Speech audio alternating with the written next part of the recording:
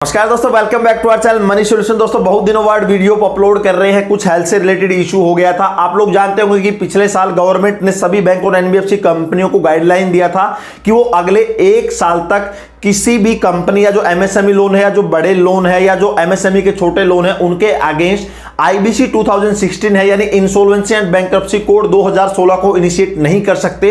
Time frame दिया था 1 साल तक का, तो वो ऑलरेडी 1 साल दोस्तों कंप्लीट हो गया था 2021 के फर्स्ट में। उसके बाद बहुत बैंक और एनबीएफसी कंपनियों ने एमएसएमई लोन के अगेंस्ट आईबीसी 2016 के तहत बहुत सारी कंपनियों को ऑक्शन भी किया, उनको नीलाम भी किया। उसके बाद आपको यह भी पता होगा कि अप्रैल 2021 के शुरुआत में संसद में एक नया जो आईबीसी बिल 2016 है वो अमेंडमेंट होके गया था, जिसको बोलते थे PIRP यानी प्री पैकेज इंसॉल्वेंसी प्रोसेस। वो जो बिल है दोस्तों अभी 28 जुलाई 2021 को कंप्लीटली संसद से पारित हो चुका है। बिल के बारे में दोस्तों आगे चर्चा करेंगे कि लोन ईएमआई के ऊपर इसका क्या फर्क पड़ेगा। उससे पहले मैं आपको बता दूं कि जो पहले लोन ईएमआई जो पेमेंट नहीं कर पा रहे थे एमएसएमई जितने भी लोन थे उनके अगेंस्ट आईबीसी 2016 कैसे वर्क करता था।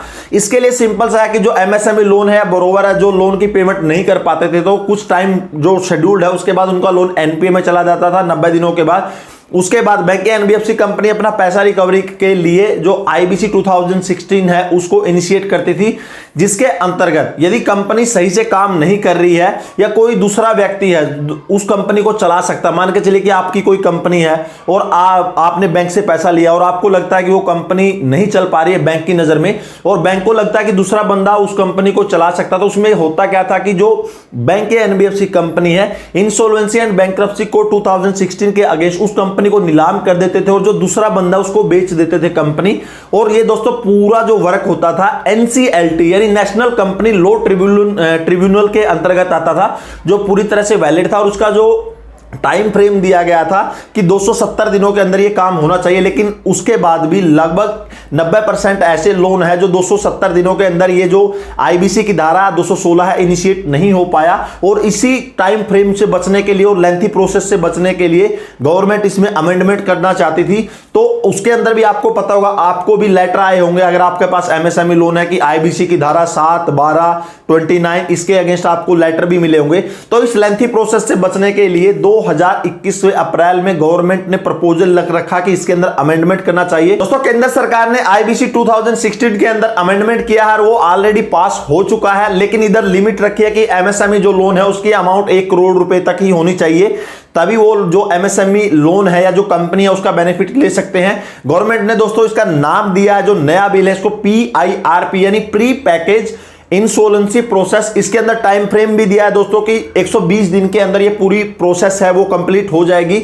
अगर कोई भी जो कंपनी है जो एमएसएमई लोन है अगर वो जिसकी अमाउंट 1 करोड़ रुपए तक है अगर वो उसको पेमेंट नहीं कर पाता है, यानी कि जो छोटे बिजनेस है जो स्पेशली अपने लोन को रीस्ट्रक्चर करवा सकते हैं उनको स्पेशली पैकेज मिल सकता है। जिसके लिए दोस्तों अगर कोई भी कंपनी जिसका लोन अमाउंट 1 करोड़ रुपए तक का है उसकी जो कंपनी है दोस्तों अभी पब्लिक बिडिंग में नहीं जाएगी, यानी कि वो कंपनी अभी नीलाम नहीं होगी। इसके अंदर रेगुलेटरी आ चुकी है कंपनी के। दोस्तों इसमें होगा क्या कि जो नया लोन लेकर आया है इसके अंदर सीधी सीधी बात है कि अगर मान के चलिए कोई कंपनी है या फिर कोई लोन लिया गया उसके अंदर दोस्तों इन्वेस्टर भी रहते हैं, क्रेडिटर भी रहते हैं। जैसे मान के चलिए कि 3-4 बंदों ने कोई कंपनी इनिशिएट की है, उसका लोन का अमाउंट ले रखा है 1 करोड़, तो किसी बैंक ने लोन दे रखा है, दूसरा उसके अंदर इन्वेस्टर है। दोस्तों वो लोन है अमाउंट है वो आपस में क्रेडिटर जो इन्वेस्टर है उनको रीस्ट्रक्चर कर सकते हैं, पूरा एग्रीमेंट बना सकते। दोस्तों जो ये एग्रीमेंट है पूरी तरह से एनसीएलटी यानी नेशनल कंपनी लॉ ट्रिब्यूनल से है अप्रूव होगा तभी इसके बाद वर्क करेगा। दोस्तों ये अच्छा इनिशिएटिव है,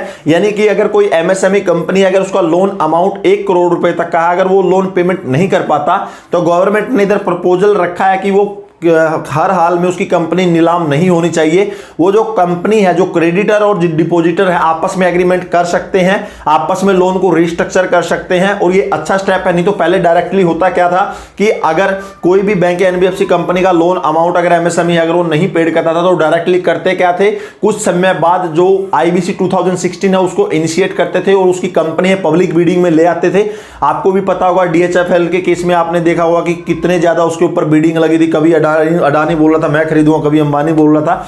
तो इस केस से बचने के लिए ये छोटे जो दोस्तों लोन है, जो स्पेशली हम जैसे लोगों के अगर कोई एमएसएमई लोन है 1 करोड़ रुपए तक का, उनको बेनिफिट देने के लिए किया गया कि उसकी जो कंपनी है पब्लिक बिडिंग में नहीं जाएगी, ऑक्शन नहीं होगी, आपस में क्रेडिटर और जो डिपॉजिटर है वो अपना एग्रीमेंट कर सकते हैं, और जो ये पूरा का पूरा है एनसीएलटी के थ्रू अप्रूव होगा। ये अच्छा इनिशिएटिव है और कल ही मतलब 28 जुलाई को दोस्तों ये पास हो गया है फाइनली गवर्नमेंट की तरफ से। ये अच्छी अप्रोच है। अगर आपका भी कोई इस तरह का एमएसएमई लोन है और अगर आप पेमेंट नहीं कर रहे हैं तो आपका क्रेडिटर और डिपॉजिटर आपस में एग्रीमेंट करके जो प्री पैकेज इंसॉल्वेंसी प्रोसेस है उसका बेनिफिट ले सकते हैं।